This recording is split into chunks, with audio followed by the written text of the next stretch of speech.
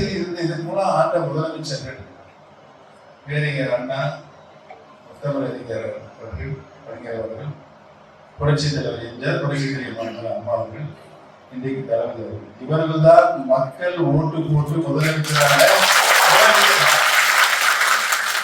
மற்றவே எடப்பாடி பழனிசாமி முதலமைச்சர் வாங்கினால அவர் உட்பட நான் உட்பட நாமினேட் ஒத்துக்கொண்டாங்க. எடப்பாடி பழனிசாமி பற்றி நான் இது சொல்ல தேவையில்லை, உங்களுக்கு நல்லாவே தெரியும்.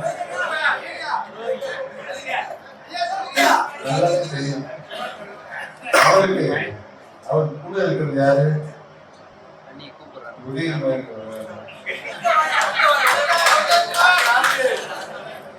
நான் சொல்ல முடியாது, நீங்க சொல்றத நான் சொல்ல முடியாது.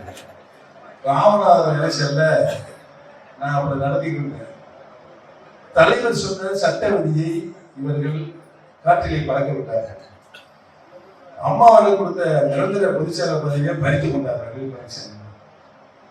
இந்த சூழ்நிலையில் தொண்டர்களின் உரிமை பொதுச் செயலாளரை யார் தேர்ந்தெடுக்கிறதுனா தொண்டர் அடிப்படை தொண்டர் 1 கோடி தொண்டர்கள் தான் தேர்தல் மூலமாக தேர்வு செய்யப்படும் என்பது கழக விதியாக தலைவர் அவர்கள் ஒதுக்கிட்டார். அதை அவரை நீக்கிட்டு தனத்தானே பொதுச்செயலாளர் மனு முதல்ல சொல்லியிருக்காரு. அதாவது சட்ட விதியில தலைவரே கைப்பட எழுதியிருக்காரு. எந்தெந்த சட்ட விதியை நீ மாத்திக்கலாம், திருத்தம் கொள்ளலாம், ஆனால் பொதுச் செயலாளரை தேர்வு செய்வது உரிமையை தொண்டர்களில் தான் இருக்க வேண்டும். தேர்தல் மூலமாக தான் தேர்வு செய்யப்படும். இந்த விதியை மட்டும் திருத்தம் செய்யவோ ரத்து செய்யவோ கூடாது தலைவரை எழுதி வச்சிருக்காரு. அதை திருத்தி ரத்து செஞ்சுட்டு தேர்தலில் பொதுச்செயலாளர் போட்டியிடுவது 10 மாவட்டத்தில் முன்மொழின்னு 10 மாவட்ட செயலர் வழிமொழின்னு 5 வருடம் தலைமை நிர்வாகிகளுக்கு திருத்தம் பண்றாரு. யாரு? பழனிசாமி. யார் விட்டாதாரு விலாசாமி ஜெயித்தாரு ராஜாங்க அந்த பதவி மாவட்ட செயலர்கள் காசு வாங்க போட்டு முன்மொழிவாங்க முடியாது. இதை எதிர்த்துதான் தொண்டர்களின் உரிமையை பறித்துக் கொண்ட பழனிசாமி எதிர்த்துதான் நான் வழக்கு தொடுத்திருக்கிறேன். அந்த குழு சார்பாக இன்னைக்கு ராமநாதத்தில் எழுதியிருக்காங்க. இந்த விஜயகுமார் என்ன 6 பன்னீர்செல்வம் கொடுத்திருக்காங்க தேர்தல். அந்த 6 பன்னீர்செல்வம் இன்சில் எனக்கு இருந்த மாதிரி எங்க அப்பா வந்து ஓட்டக்காரர் ஓ பன்னீர்செல்வமா 6 பன்னீர்செல்வம் கூட்டுவாங்க. தேவர் அப்படின்னு ஏதோ கூட்டு வந்து லோக்கல் இருக்கிறதுக்கு அங்கேயே உட்காந்து இடத்த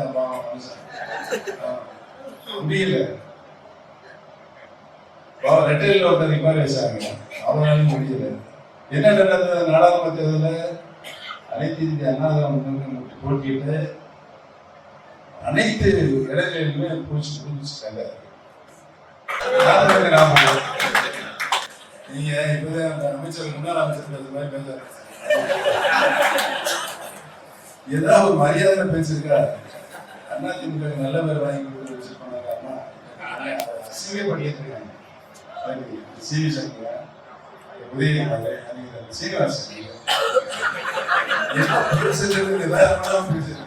இவங்க நம்பி எப்படி ஓட்டு போடுவாங்க?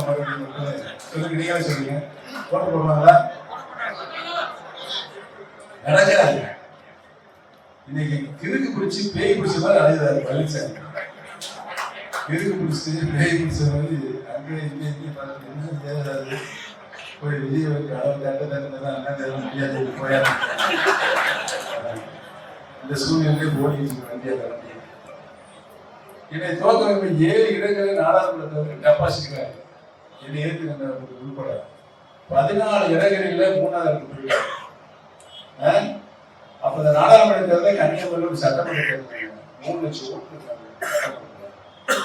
எவ்வளவு போட்டுவாங்க? அது 2,50,000. இவ்வளவு கீழ்நிலைக்கு இந்த இயக்கத்தை உதயகுமார் வந்து கடப்பரை எடுத்து வர்றாரு, பழனிசாமி மம்பட்டி எடுத்து வர்றாரு. 2 பேரும் பொறிச்சிட்டாங்க. இதான் நடந்திருக்கு.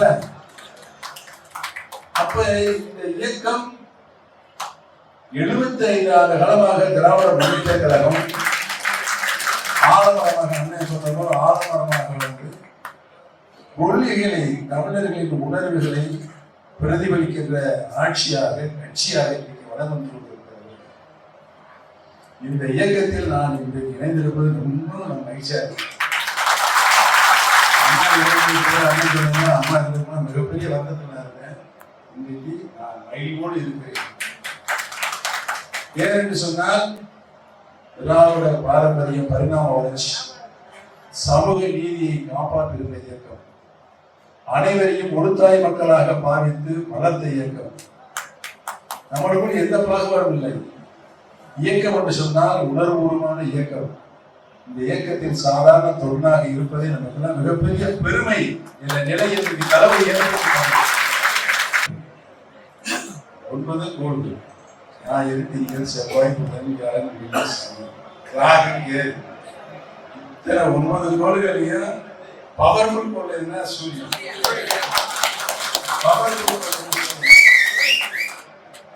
சூரியனை சின்னமாக கட்டியிருக்கிற நாம் நமக்கு எந்த காலத்திலும் தோல்வி இல்லை.